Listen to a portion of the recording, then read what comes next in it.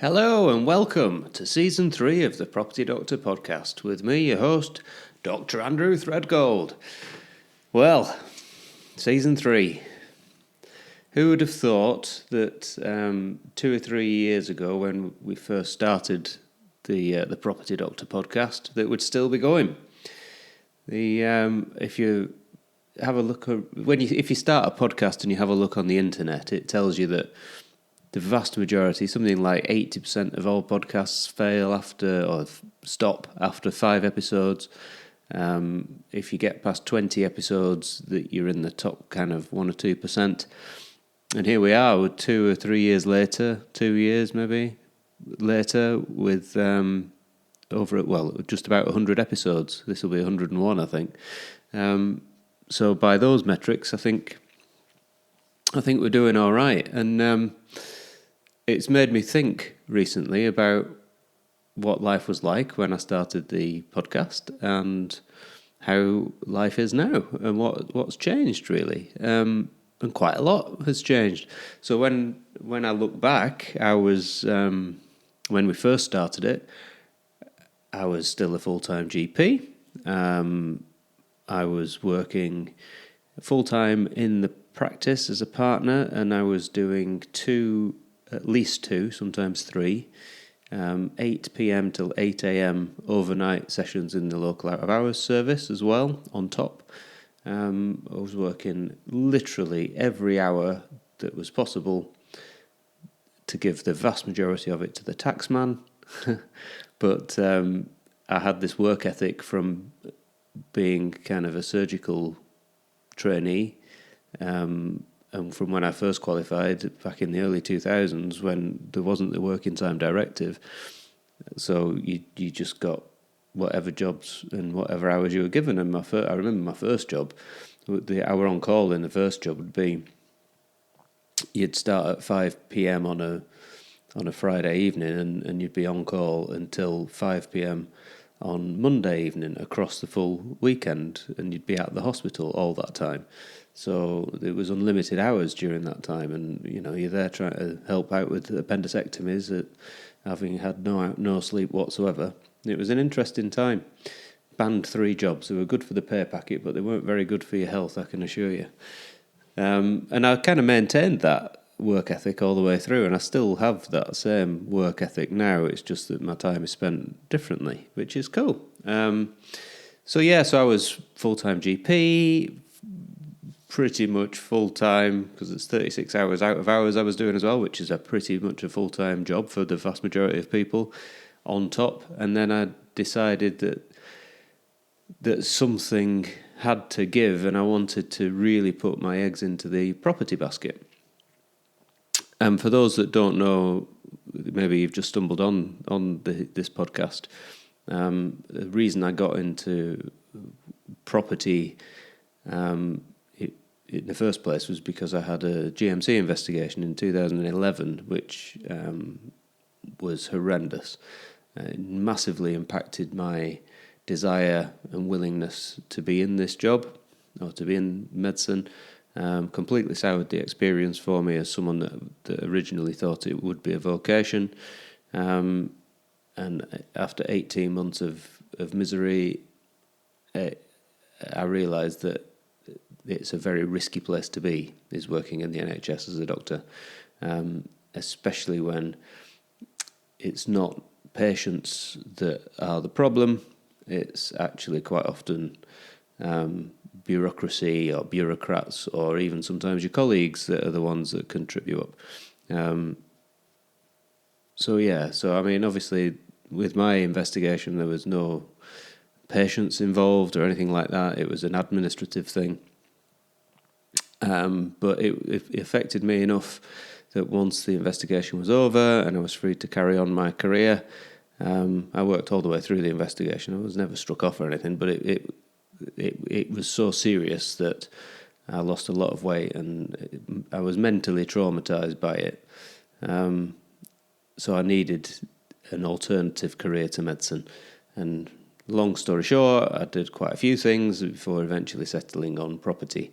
And I'm not sure why property specifically. I think it was just a good outlet for my particular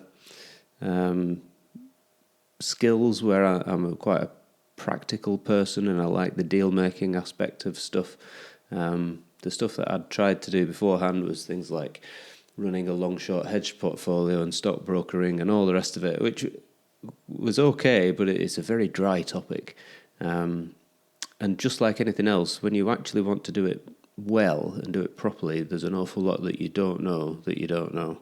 And it's a very, you've got to really want to do it to do that. Anyway, so there we go. So when I started, we had some properties, we'd done some refurbs. I was still wet behind the ears compared to the experiences and the learning that I've had since then.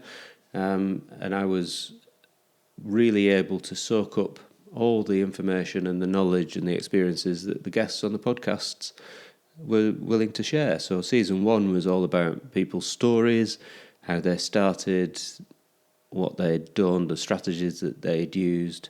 It was about making connections. It was season 1 was brilliant. If you've not listened to any of season 1, I thoroughly recommend going and listening to some of them, because there's some absolutely brilliant tales in there. The other thing that the podcast did in season 1 was it probably gave me more credit than I actually deserved, because there's not a massive amount of property podcasts, and certainly when I started mine, there's only a couple. So I was one of the handful of podcasts that anybody interested in property would want to listen to. And if you're in someone's ear all the time on their headphones, you get some implied credibility. So it gave me a bit more of a profile than I deserved, which was kind of strategic. I did know that I needed to increase my profile somehow, because I wanted to really kind of expedite my progression, because I was so desperate to get out of medicine. And it did that, and I kind of borrowed the credibility of knowing other people that had done a lot of stuff. And, I would say that I'm very grateful for that, because the podcast gave me this very, very small, very kind of humble platform amongst other property people. Basically, people got to know me, got to know, like, and trust me from the content I was producing. And then that led on to season 2, which was much more about kind of entrepreneurialism, the entrepreneur mindset, people that are doing interesting things in business. And season 2 was a different flavour altogether. Again, it was still very good but very different. So what's happened over the past few years since I started the podcast? Well, I think I've done an awful lot of property. I've learnt an awful lot of stuff. Funnily enough, I get people asking all the time for like hints and tips. They've never done anything before. Where should they start? They're interested. It's usually doctors that are disillusioned. Where should they start? And I often say that working on your mindset is probably the biggest thing, because when I look back, that's kind of, you want it to be all about the property, and you want it to be all about kind of getting a house and bashing it about and doing something to it, and then hopefully it makes you some money, and then you move on to the next one. When in actual fact, that's the vehicle that allows you to develop as a person. The biggest thing that happens is you become somebody else. And that is far more valuable than the £200 a month that you'll get from a buy-to-let. So the way I thought when I started down the path was, I thought my brain, the way I thought about stuff was set, and I thought I was open-minded, but I thought I knew how the world worked. When in actual fact, if you immerse yourself in self-development and allow property to kind of enable that process to develop, you realise that there are people out there that do things differently to you, and you'll notice that there are people further on in life, or where you would want to be, who look at situations differently, who react to things differently, who have a different way of being open to things than you do. And it all comes down to the fact that we are in where we are in life due to decisions and choices we have made to get us to this point. Life happens to everybody. Look at Francis Ngannou, who recently fought Tyson Fury. He was born in, I think it was Cameroon or the Ivory Coast. He had no shoes, but now he's a global superstar because he's made choices that have taken him there. So it doesn't matter where you're born and what you're born with. Life happens to everybody irrespective of race, creed, colour, background. And it's how you react to those events that lead to the destination and lead to the place that you're at the moment. And that's definitely happened to me. My decisions in life have taken me to this point. I'm hoping that the next 40 years of my life, my decisions will be better.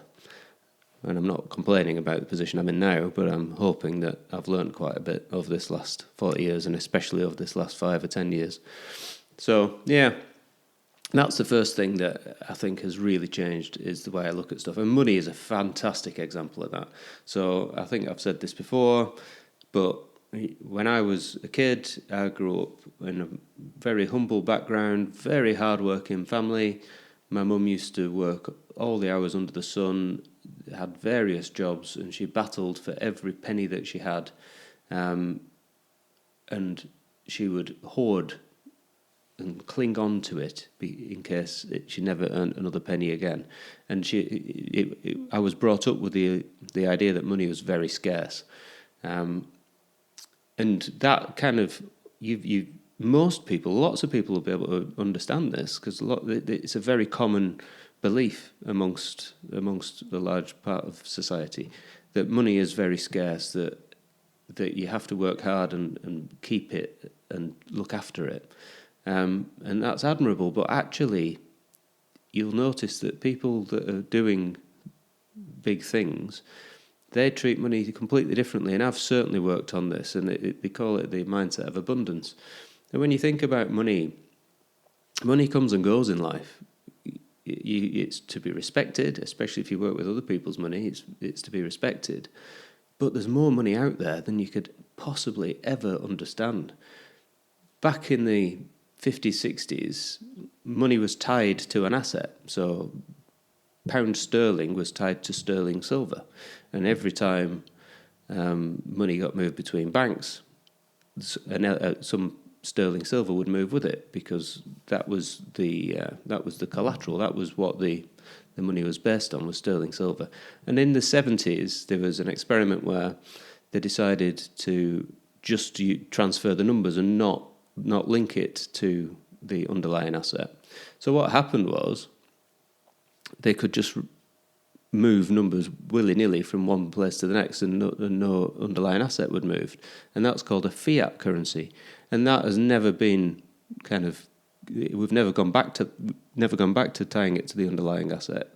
So now, if you go into the bank and you want a £10,000 loan, you don't even go into the bank now, you do it online. 10 grand loan, please, and they'll instant decision. They'll put £10,000 into your account if you qualify for it. They didn't move any sterling silver to give you that 10 grand. They've just created it and put it into your account, and it's just numbers on a screen, and that's all money is these days. Admittedly, the bank then has £10,000 as a security, because it's secured on your promise to repay it. So on their balance sheet, they'll have an asset of 10 grand. On your balance sheet, you've got a liability of 10 grand. So it's a zero-sum game eventually. But it is just created out of thin air. And banks have targets that are set by the government of how much money they have to create. And that's how the financial system works these days. So there is an unlimited amount of money out there. They can just create money if they want to. And that is how the global financial system now works. So to think that money is scarce is completely wrong. The facts are money is absolutely far from scarce. It's all over. And getting in the flow of money, getting into where money is moving and being able to grab it exchange it for something is what it's all about nowadays. So money isn't the be-all and end-all. What you do with it and use it as a tool is what money's all about. And as you start dealing with bigger numbers, as you start doing more stuff, you come to this realization. But that whole abundance mindset, that whole work on the mindset that kind of I've done over the past 5 years or so, that's the biggest change in what's happened. Certainly since I started the podcast, and I try and read at least 50 books a year, and the vast majority of them, at least 40 of them, are on personal development of some sort. So I'm a massive believer in learning about mindset. So if anybody ever asks me what they should be doing, that's the first thing. But the trouble with that is that you can't just suddenly wake up one morning and have a different mindset. And even no matter how much you work on it, if you're not doing anything else, that mindset won't ever kind of stick. So you have to combine it with something, and that's where property comes in. Because property is quite... it's a low barrier to entry. You can go to certain parts of the northeast and buy houses for 50 grand or less. So, a lot of people can get into property, which makes it an easier thing to get into. But by being active in the market, by turning up to networking events, by meeting people, by transacting with people daily, by learning from others, by turning up when you say you're going to turn up, by sharing things on your social media every single day, hail or shine, even if you don't feel like it, even if you don't think it's any good, by getting out of your comfort zone, by doing what you say you will do, even if it's painful, and gaining credibility. If you do these things over and over again, consistently over years, then you slowly understand that the changes that you're implementing due to the mindset work you're doing actually provide this positive feedback loop and reassure you that what you're doing is the correct thing to be doing. And so you get a few years down the line and you're a different person, and that certainly applies to me. I'm a completely different person than I was at the start, and I never anticipated that this would be the biggest result from it. Other things that I've learned over the past few years are it's a very lonely business. At first, everybody kind of wants to support you in your little side hustle. Oh, look at Andrew, isn't he doing well? He's trying to buy these houses up. They'll never do anything because look at where they are and all the rest of it. But we'll support him anyway. Then you get to a point where actually things are going quite well, and then people stop kind of rooting for you and start kind of questioning, how's he doing it? It can't be going that well. Surely there's a rat off here, so surely something's wrong. And then eventually you get to the point where people say, oh, you're lucky. You're lucky that you've been able to leave work because of your properties. Well, actually, no, I'm certainly not lucky. It's been damn hard work. And I just did it all the time that you lot thought it wouldn't work and all the rest of it. So that feels lonely on its own. And then you'll find that along that path there are lots of points where there are big decisions to make, or things are going wrong, or there's massive bills, and there's lots of concerns and worries and all the rest of it. And nobody understands. Very few people understand. So the book stops with you, and it is very lonely at that point, but you've got to muddle your way through it. And I've been very lucky in that I've had some excellent friends and some mentors that have been able to help when I've needed it. But it doesn't really stop the feeling of loneliness at those points. So yeah, it's an interesting journey. And as I've mentioned, I put things on social media quite often, well, daily, every single day. And people come up to me quite often or message me and say, I just want what you've got. And I say, well, be very careful what you wish for, because all you're seeing is a carefully curated kind of snapshot of people's lives. Now, with mine, I try and intersperse things with stuff on personal development, but more specifically how difficult life is. But nobody ever seems to see those things. People only ever say, "Oh, you've completed on a new property. This, you've completed on this. You've done that." They only see the wins, and that's called limbic resonance. Their limbic system in their brain that is kind of guiding them, guiding the cortex, only looks for the wins. They don't really want to know just how hard it is.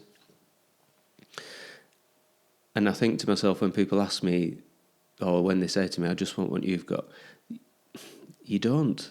You don't necessarily.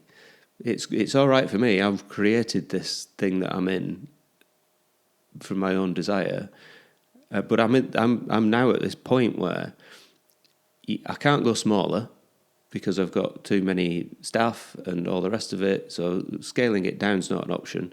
I'm in this zone now where the only option is to go big. And if you go big and have a big organisation and quite a lot of stuff, then you've got the magnitude to withstand economic trade winds. But if you go smaller, you've not got enough to kind of sustain everything on. So, but I suppose it doesn't matter where you are in that kind of sliding scale, there'll always be choices to make. And it's a cross that you bear, until you figure out a way to get out of it. That is just a cross you bear.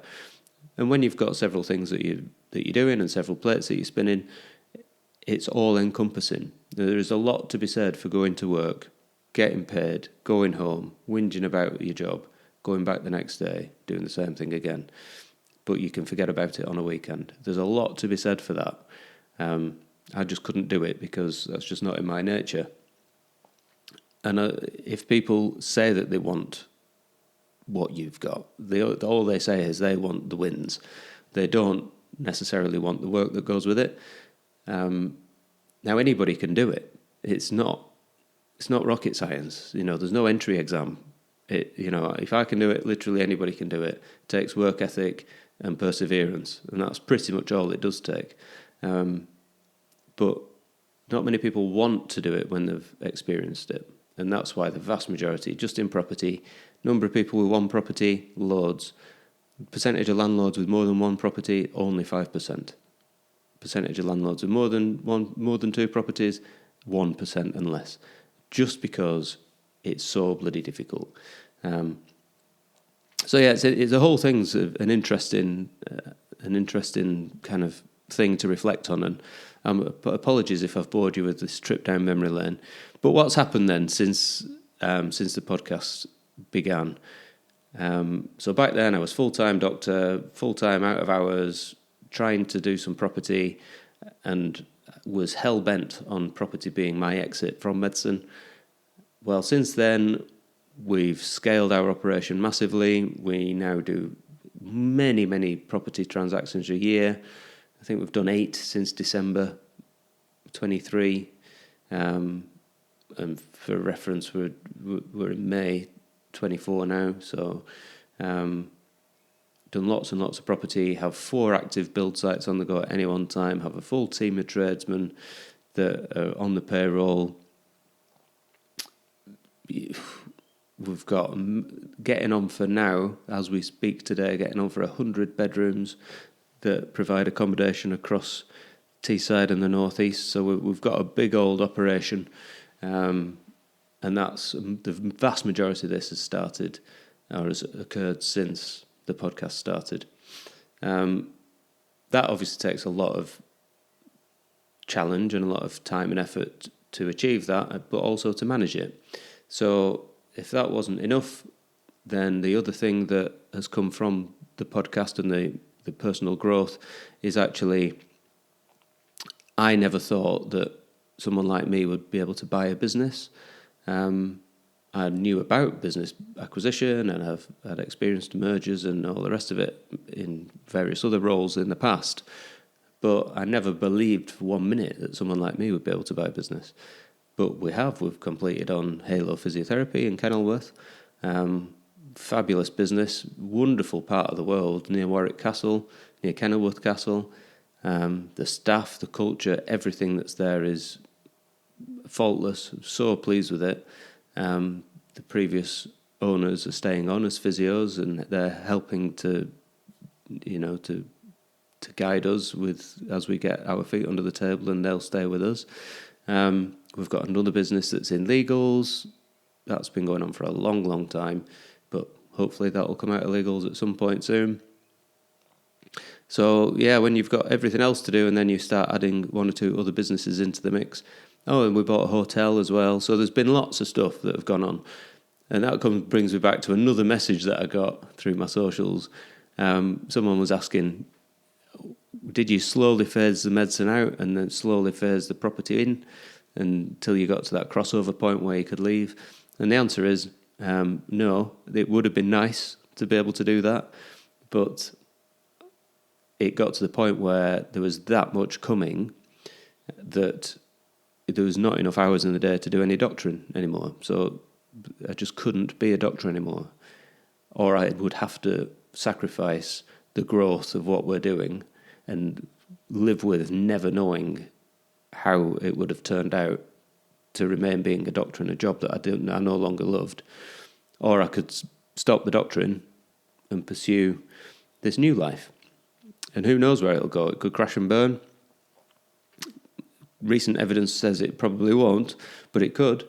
But if it does, at least I'll have known, and at least I'll have had a bloody good go at it.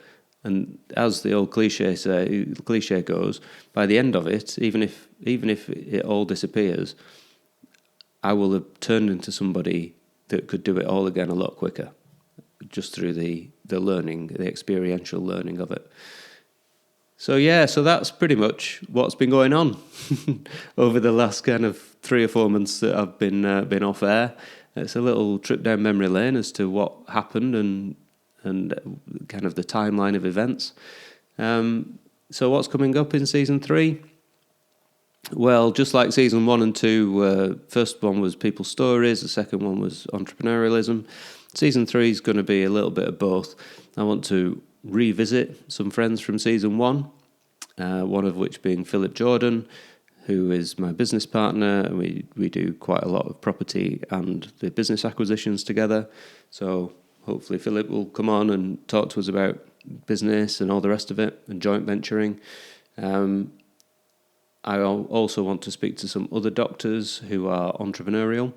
I want to know if they are still practicing medicine now that they've got other businesses, and what challenges they encountered by starting a new business. Quite often there's a big mindset shift and a lot of crabs in buckets mentality from others when you try and plough your own furrow. So I'd be interested to hear other people's experiences. And just more of the same, really. I do intend to do some sort of vlogging stuff where we may try and speak to people at Halo if they're interested, and just show you what we are doing, or what I'm doing more on the day-to-day now that I'm no longer spending 3 days a week in medicine as a doctor. So very interesting time for me. Thanks to everybody that's followed the podcast. If you're a new listener or viewer, thanks very much for tuning in. I hope there's something here that interests you. But that's it for now, and stay tuned. There's much more to come. Many thanks.